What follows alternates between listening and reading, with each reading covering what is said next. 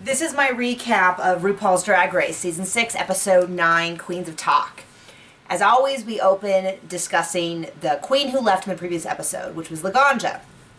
Well, I guess there was a big fight amongst all the queens during Untucked in the back room, where, you know, she got angry with everyone, and you all think I'm annoying, and people said it was all Bianca's fault, kind of half joking, half not, maybe. But I'm fine with it. If Bianca frustrated her and sent her home, then I thought it was time, and I also kind of thought that her mannerisms were annoying, at least when she was doing the affectations that she thought were, like, funny.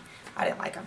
Anyway, let's get on to the mini challenge, which was the Scruff crew, and Scruff is a gay social network. I know nothing about them. I'm not their demographic. And they all have, like, letters in their butt, and they turn around, and they have to kind of guess what the phrase is, and it was like Hasselhoff and no class and stuff like that.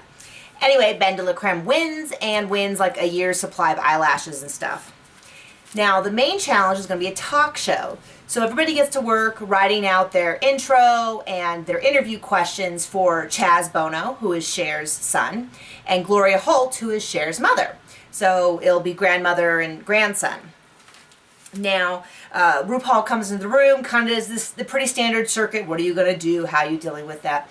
And the only significant thing was that Courtney said, you know, RuPaul, I'm doing pretty well, but the judges seem kind of lukewarm. You know, what do I need to do to succeed? And RuPaul says basically that you need to show some vulnerability to the judges and essentially to the viewers, because that's what they're looking for in a big star, is someone that people can relate to. And then she kind of talks with the other queens as they're putting on their makeup, and she's like, well, I don't know, you know, I'm just always happy, and I meditate a lot, and I'm always in a good mood, and this is me. And everyone's like, oh, boy. Anyway, we see everybody do their interviews, and it's, I want to say it was, the best was still only okay. So I'm going to go through it in detail when I get to the judging part. For the runway, they all have an animal-themed runway, and I thought Bianca looked great. Everybody looked pretty good, except Jocelyn had, like, nothing to do with animals. It was something about, like, a drag queen in the forest who loves the animals and skins them. Pretty bizarre. Now, when it comes down to the judging, we end up with Ben and Bianca being safe, so kind of the top half, but they're still safe. Ben, I thought, did a great job. Bianca's real issue did a really good job, except had questions for Chaz and had questions for Gloria, and did all the Chaz questions and ran out of time for Gloria. And then another problem was that Chaz kept throwing the questions over to Gloria, like, oh, well, my grandmother helped me with this. And Bianca couldn't course correct and be like, oh, Grandma, well, you know, Gloria, what do you want to say?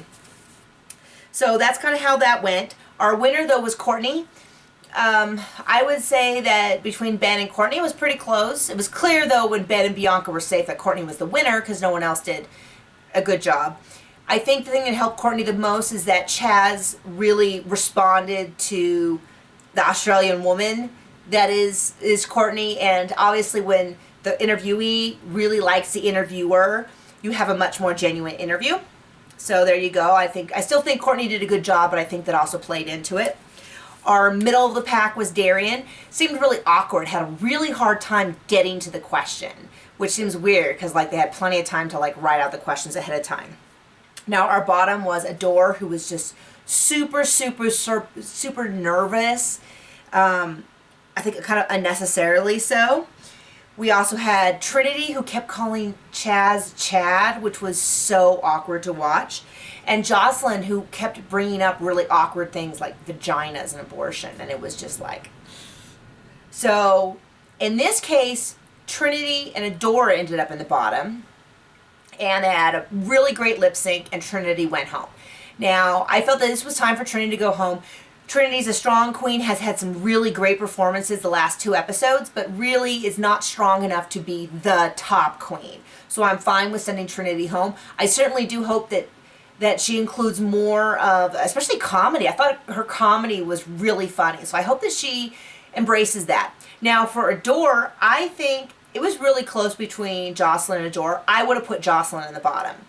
Jocelyn's just been kind of just hanging on for just far, far too long. Or maybe even Darian.